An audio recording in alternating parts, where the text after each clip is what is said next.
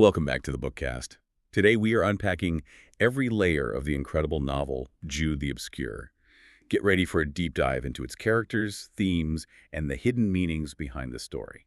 And what a story it is. Thomas Hardy's Jude the Obscure. I mean, it's often seen as one of his most powerful and, frankly, most heartbreaking novels. Absolutely. It's this incredible indictment of, well, Victorian society, isn't it? Class structures, that rigid morality. Exactly. And it still resonates, these questions of ambition, love, what happens when an individual spirit just clashes head on with those unyielding social formulas at the time.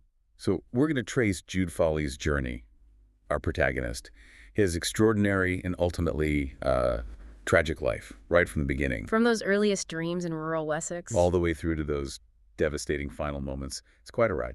The boy and his dreams, Jude's early life and first entanglements at Mary Green. Okay, so let's start at the beginning. We're in Mary Green, this quiet, almost suffocating little village.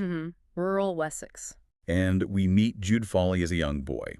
Hardy paints him as this slender figure, already, deeply sensitive, almost like he was born to ache a good deal. That's such a Hardy line, isn't it? Sets the tone immediately. It does. And he's described as an obscure stonemason's apprentice. His origins are humble. His future seems kind of mapped out for manual labor. But his inner world, his spirit, is anything but obscure. Right. He's just brimming with this intellectual ambition that feels almost sacred. And that ambition finds its focus very quickly, doesn't it? Christminster, yeah.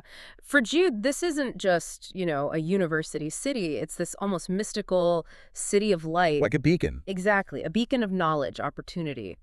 He sees it as a distant halo on the horizon. It's fascinating imagery Hardy uses there. It really is. Framing intellectual pursuit almost like a religious quest, like a new kind of heavenly Jerusalem, maybe. Yeah. Especially in that era where traditional faith was being questioned. Precisely. It sets up this incredible tension right from the outset. The spiritual versus the secular, the aspirational versus the material. It feels like a kind of secular pilgrimage he wants to undertake. But even that innocent dream gets challenged straight away, doesn't it? By the harsh realities of his world. Oh, yeah. His great aunt, who raises him, she tells him quite bluntly, what is it? Christminster is a place much too good for you ever to have much to do with, poor boy. Oof. Just a casual line from her, maybe, but wow, what a statement from Hardy. It's more than just dialogue, though. It's Hardy's masterful foreshadowing, an early, potent dose of those rigid class barriers that are going to continually block Jude. It tells him basically your social standing is your destiny. Tough luck. It's brutal, a brutal introduction to the idea that intellect, passion, they're just not enough in Victorian England. You needed birthright. You needed money. It makes you wonder how many other Judes there were back then who just never even dared to dream. Exactly. And, his dreams weren't entirely self-generated, were they? There was his early mentor. Mr. Phillotson, the schoolmaster. Right. Yeah, Phillotson actually leaves Mary Green for Christminster himself. He has his own scheme or dream, as Hardy puts it. To get a university degree, become ordained. Right. And he encourages Jude, tells him to read all you can, look him up if he ever makes it to Christminster. And Jude just grabs onto that, makes this silent vow to follow him. It's almost like Phillotson passes him a torch.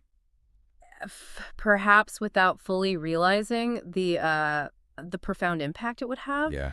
It's a critical moment. And maybe tragically ironic looking back, Phillotson kind of inadvertently plants the seed of this ambition that will, ultimately consume Jude. And it's not just about knowledge for knowledge's sake, is it? Right. It's about upward mobility. Absolutely. Transcending his obscure origins, proving a working-class boy could reach those intellectual heights.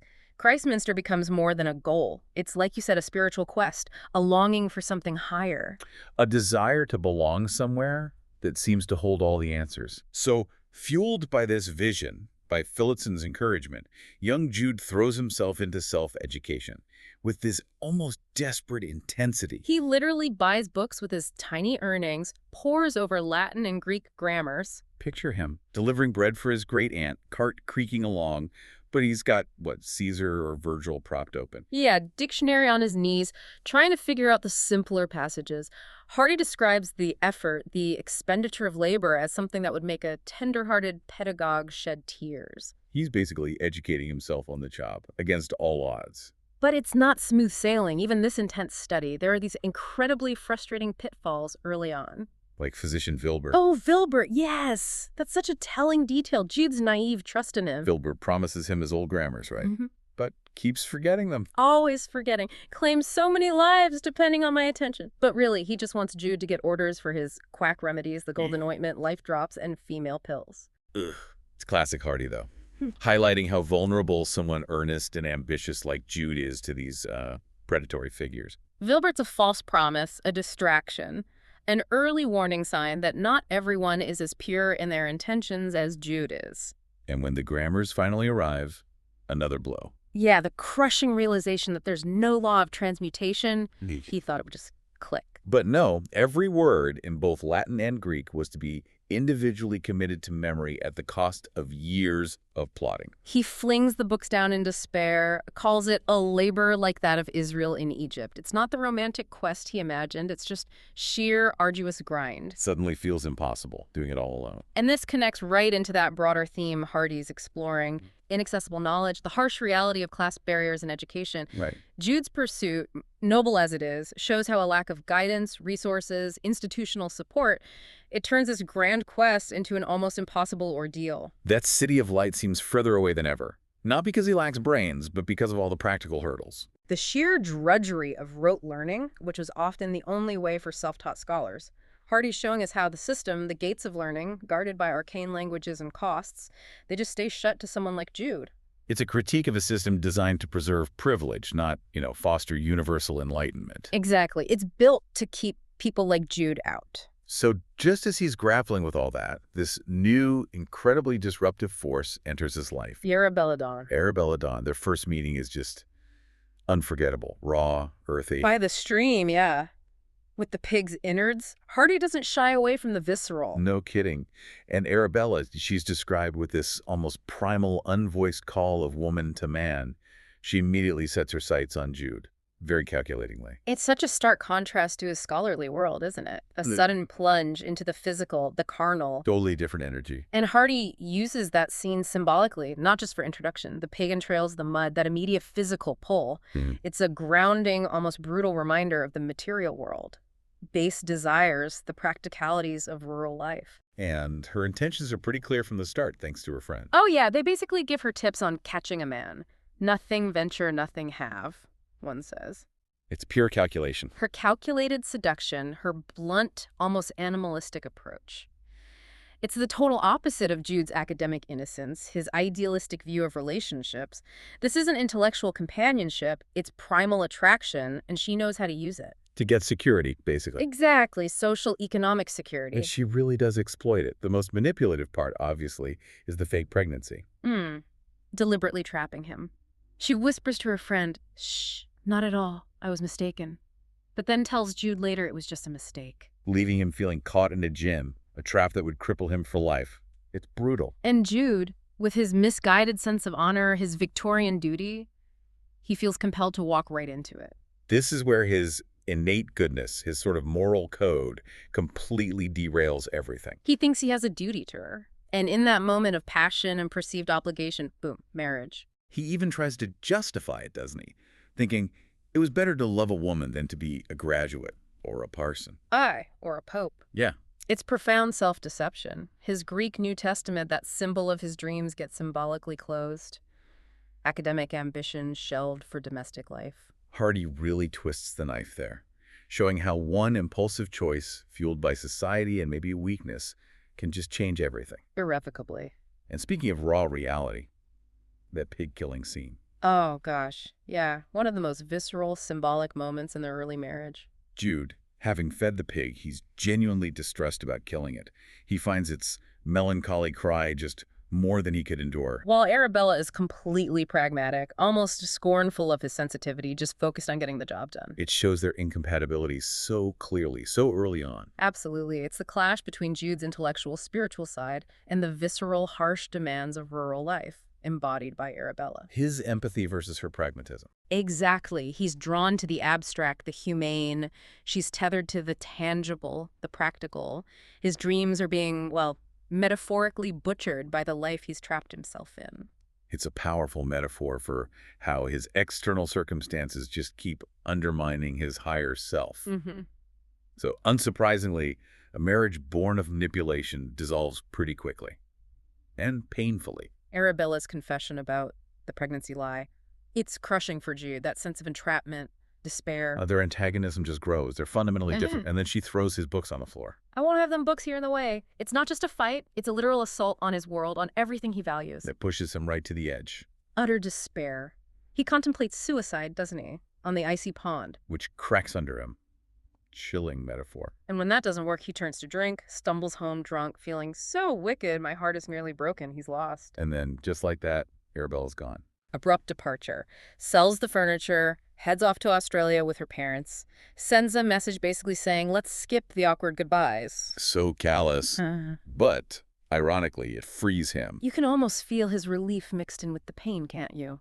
This is Jude trying to get back on his original path. Maybe with a harder, more painful understanding of the world now. Definitely. He's learned a brutal lesson about impulse manipulation. But somehow, that lure of Christminster, that faint halo, it's still there, still pulling him. He's damaged, for sure, but not quite defeated yet. The City of Dreams and a new muse, Christminster, and Sue at Christminster. Okay, so after all that bruising early experience, Jude finally gets to Christminster. Years later, he's going to chase that dream again. And that initial arrival, the awe, the reverence, it's palpable. He explores it at night, right?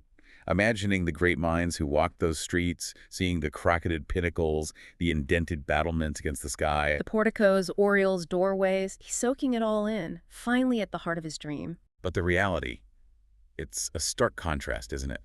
Almost cruel. Immediately, yeah.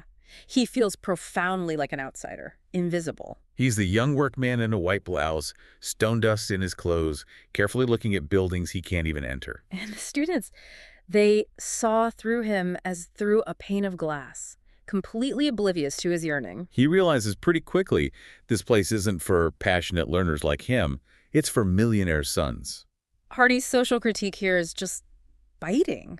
The university isn't a meritocracy. It's a home of lost causes for men like Jude, built on tradition, exclusion, not pure intellect. It's devastating for him, confronting those unyielding walls of class. All that effort, all that self-education, and the gates are just shut, locked tight. Heartbreaking. Yeah. But amidst this crushing disappointment, a new light appears, a different kind of illumination. Sue Brighthead. His cousin, Sue.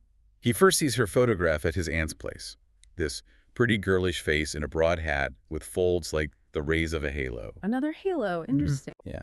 It sparks a different kind of yearning in him. Less about abstract intellect, maybe more about human connection. A kindred spirit. And their first actual meeting in Christminster confirms it. He's immediately struck by her.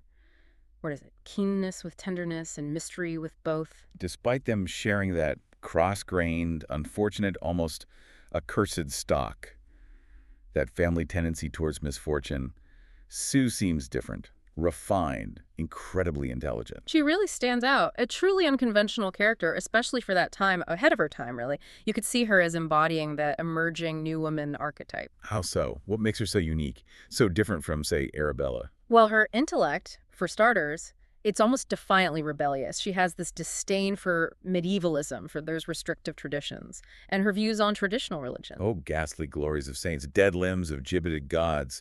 Powerful stuff. It really is. She's not just rejecting things passively, she's actively deconstructing them. We learn she reads Gibbon on Julian the Apostate. Ah, the Roman emperor who tried to roll back Christianity. Exactly. A figure of intellectual rebellion, skepticism. It perfectly mirrors Sue's own progressive, almost iconoclastic views.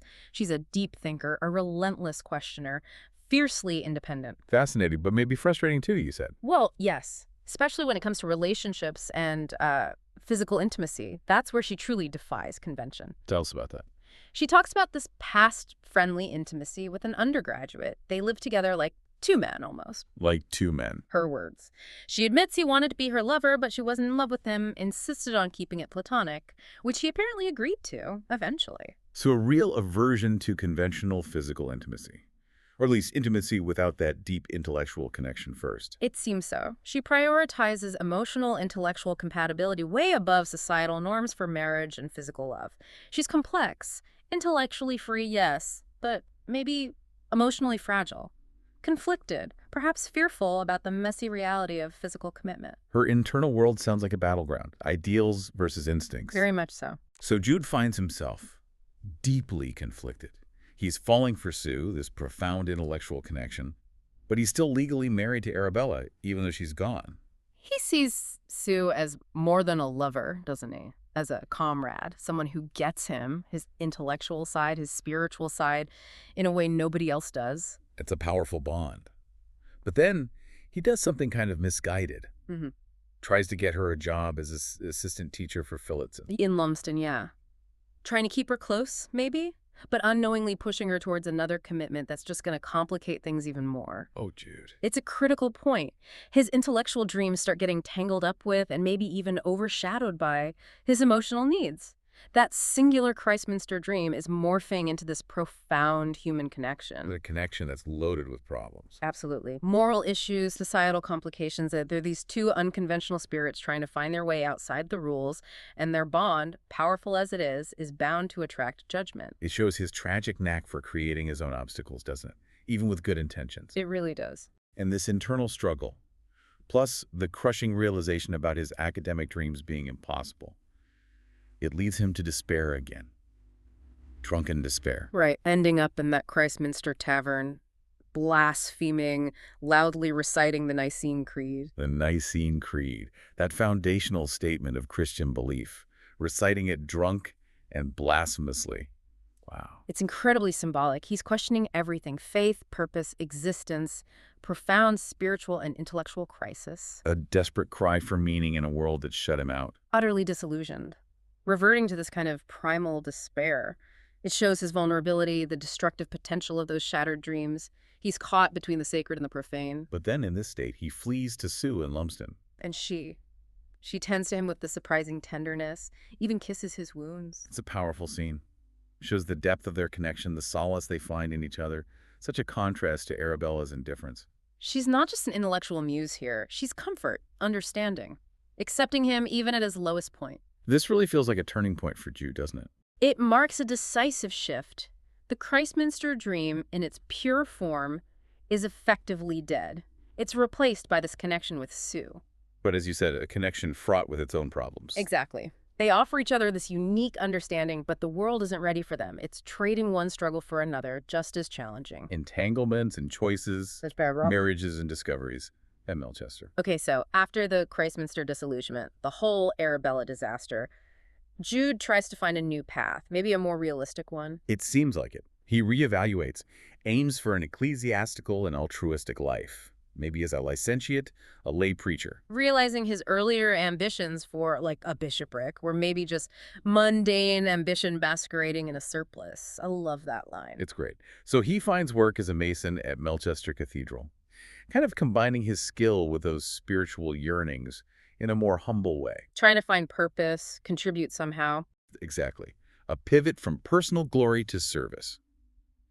Grounding his spiritual side in practical craftsmanship, building the very symbols of the faith he still, in some way, holds on to, trying to reconcile intellect and his working-class reality. But then, just as he's finding this new footing, fate throws another curveball. Almost cruelly ironic. Sue decides to marry Phillotson. Despite her independent intellect, her obvious feelings for Jude, she agrees to marry her older mentor. Why? It's complex. Yeah. Maybe seeing it as sensible, stable gratitude, a subconscious pull towards convention, even though it fights her nature. It happens after that whole ordeal at the training school. Right, where she escapes dramatically wading across a river. Yeah, after being punished for spending that night out with Jude. Society's whispers are already closing in. They accuse her of being with a man who isn't her cousin, who got fired for drunkenness and blasphemy. So the pressure's building. Immense pressure. And it's deeply ironic, isn't it? Jude is now technically free from Arabella. We find out she's in Australia, but he loses Sue to Phillotson. It highlights that contradictory nature of love and societal expectations again. Sue, despite questioning marriage intellectually, still feels that pull to conform. But her distress at the wedding, wild look of aversion when Phillotson lifts her veil, it speaks volumes. She's making a choice against her deepest self. And that unspoken message Hardy mentions as she gets in the carriage, her lips parting but saying nothing. It just hangs there. Yeah. The feelings she's suppressing. And Jude has to watch this. He even gives her away at the ceremony. Agonizing. It's such a cruel, theatrical twist Hardy puts in there. And then, as if things weren't tangled enough, Arabella comes back. Surprise. Jude bumps into her on a train. She's disguised as a barmaid, practical, adaptable Arabella. And he finds out she remarried in Australia and has a child. Yeah, and her attitude is just strikingly nonchalant. Left him in Australia, I suppose he's there still. Yeah. And don't you ask questions, he won't hear lies. Wow, just total disregard for vows, responsibility. Completely self-serving.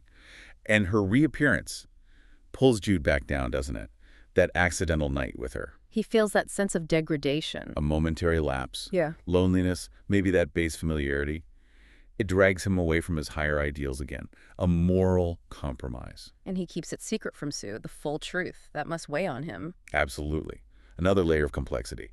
Meanwhile, Sue, she's miserable in her marriage to Phillotson. Almost immediately. Telling Jude she ought not to have married him, that conventional life she thought she wanted. It's a cage. And her behavior becomes, as Phillotson calls it, perverse.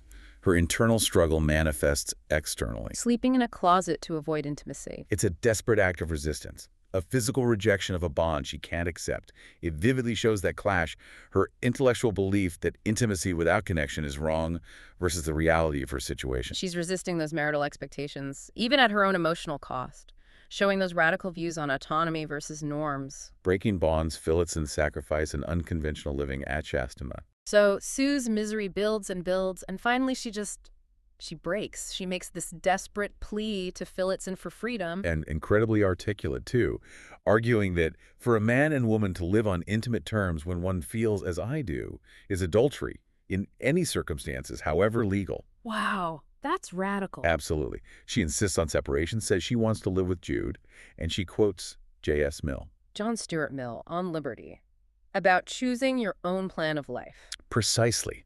Advocating for individual freedom, self-expression without society interfering, she says she belongs to this odd and peculiar family, the wrong breed for marriage. This is Sue at her most courageous, really. Directly challenging Victorian norms, the whole institution of marriage is this binding contract. She's prioritizing autonomy, emotional truth, over legal and religious rules, echoing Mill's idea that you should live your life as you see fit, as long as you don't harm others. It's groundbreaking for her time.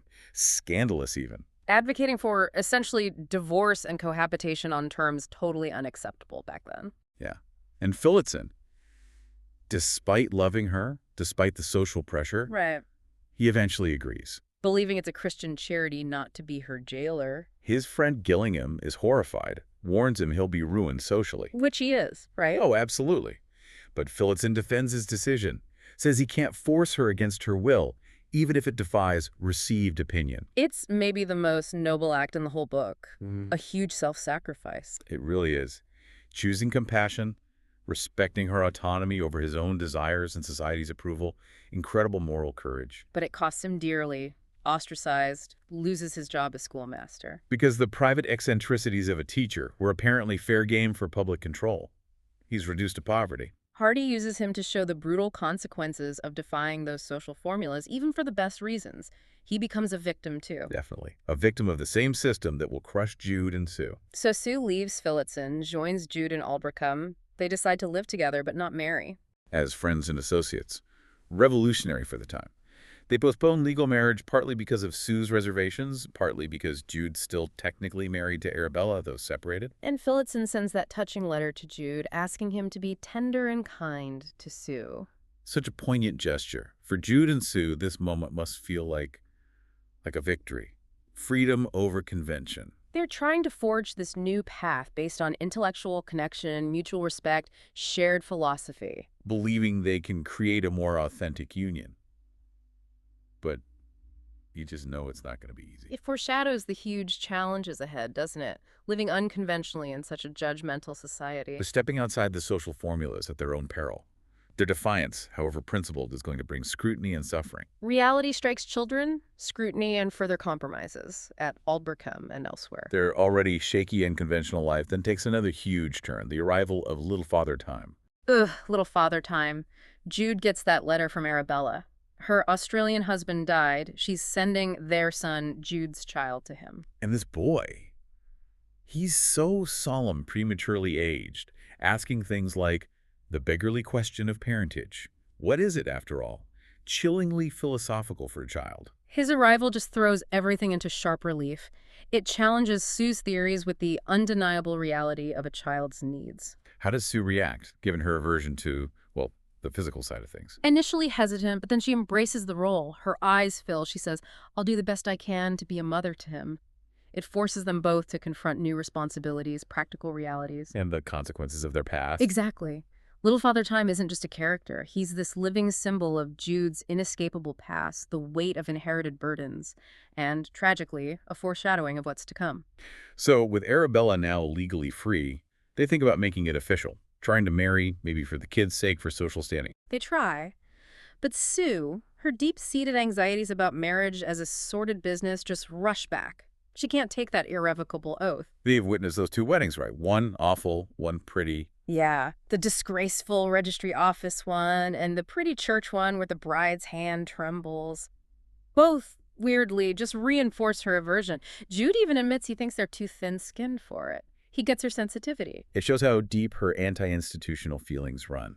Even with the practical need, the social pressure, she just can't do it. Marriage is a business contract to her. It stifles spontaneity, genuine love, reduces it to something mundane, and their commitment to living their truth. It comes at such a high cost. Demonstrating the power of those social formulas to just crush people.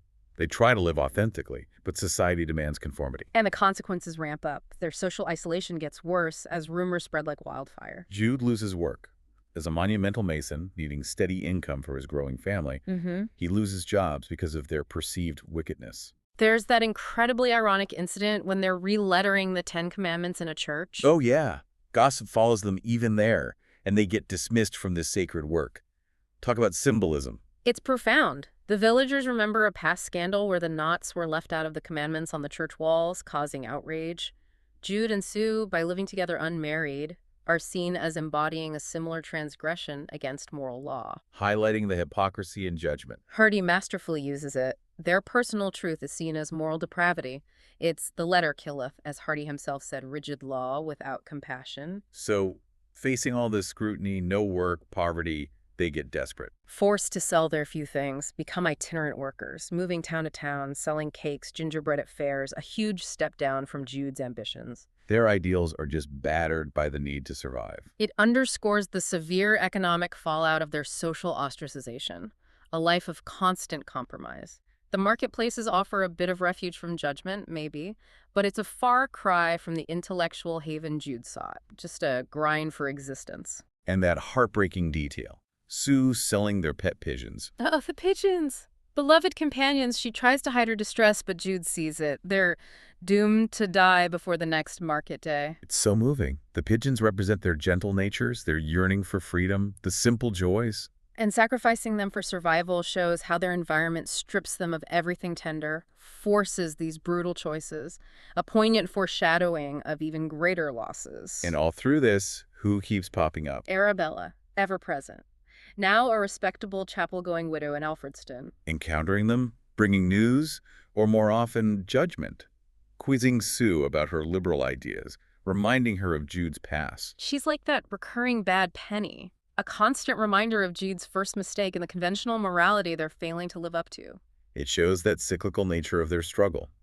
They can't escape their past or society's judgment. No matter how far they wander, the past in Hardy's world has an iron grip. The unbearable weight tragedy and retribution at Christminster again. Eventually, their desperate circumstances lead them back to Christminster. City of dreams, now full of bitter memories. They hope for a fresh start, but... Poverty, reputation. They follow them. They end up in this grim, cramped cottage overshadowed by the colleges. Those imposing, indifferent buildings that denied Jude entry now literally loom over their poverty. The irony is just crushing. And it's Remembrance Week. Right. The university's celebrating its famous sons, parades, and ceremonies, while Jude, the fallen scholar, lives in squalor beneath the walls he revered.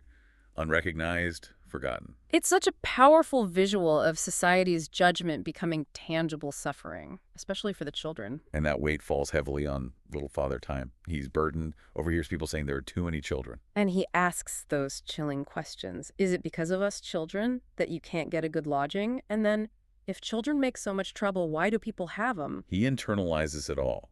The struggle, the rejections. He sees them as the problem, the burden. It's devastating. His innocent logic absorbing the harsh reality of their lives, leading directly to The ultimate tragedy, the novel's most horrific event. Little Father Time takes Jude's earlier exasperated comment about too many children, literally. And hangs himself. And his two younger siblings, Sue and Jude's biological children, leaving that note. Done because we are too many. Just unbearable. Jude's discovery. Sue's complete breakdown. It's the devastating climax. A direct, shattering consequence of all the social and economic pressure. It shatters Sue completely. Any remaining illusions she had, gone. Her spirit is broken, her will to resist. The children's deaths become this horrific symbol of society's retribution against their sinful union. Hardy isn't just telling a story, he's making a profound statement about a rigid, unforgiving society. And Sue's transformation is drastic. She rejects everything she believed in. Completely. Her liberal views vanish. She sees the deaths as divine judgment for their sin-begotten union, her defiance of marriage. Becomes obsessively remorseful, even expressing that horrifying gladness that they were plucked fresh rather than withering away miserably. It's a total spiritual and emotional collapse. Her fierce intellect, her independence, crushed under guilt and grief. So she decides. Penance. To return to Phillotson. To drink her cup to the dregs. Atoned for her sins by embracing the very conventions she scorned. Remarrying him in a church. Forcing herself back into the institution she rebelled against. Even though Hardy describes her visible, wild look of aversion during the ceremony.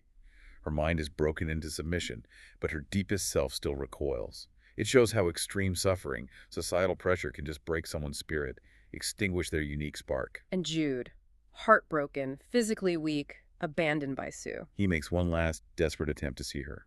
Appeals to their history, their bond, their love. But she's resolute, locked in her penance, believing she has to suffer. His final moments are back in Christminster. Again, the terrible irony. During Remembrance Week, the university celebrates its sons, while Jude, the brilliant fallen scholar, dies alone, forgotten. The ultimate echo of his unfulfilled dreams. And Arabella's there at the end? Of course. Ever the opportunist, giving him alcohol and orchestrating a second legal marriage while he's semi-conscious for her own security. Seeing it as a bargain for my trouble? Unbelievable. Her pragmatic, unfeeling nature right to the end. Jude's last words to her, lamenting his wasted life, that spirit of mental and social restlessness that made people unhappy. And that final searing observation. I perceive there is something wrong somewhere in our social formulas. What it is can only be discovered by men or women with greater insight than mine. It's devastating. The ultimate tragic irony. Dreams unfulfilled, love unrequited, death unnoticed by the city of light he adored, crushed by the conventions he tried to escape. Exactly. His life, Sue's tragic journey. They're Hardy's powerful indictment of a society so rigid it destroys individual aspiration, innovative thought.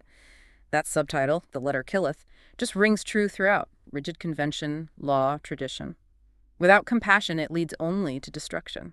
It leaves you with that profound, unsettling question. What kind of society do we create when we value rigid tradition over individual flourishing, over genuine human connection?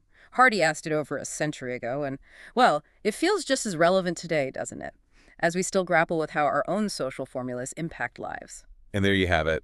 Thanks for spending a little bit of your day with us and this story. If you enjoyed it, a simple like or subscribe helps the channel out more than you know. Be good and take care.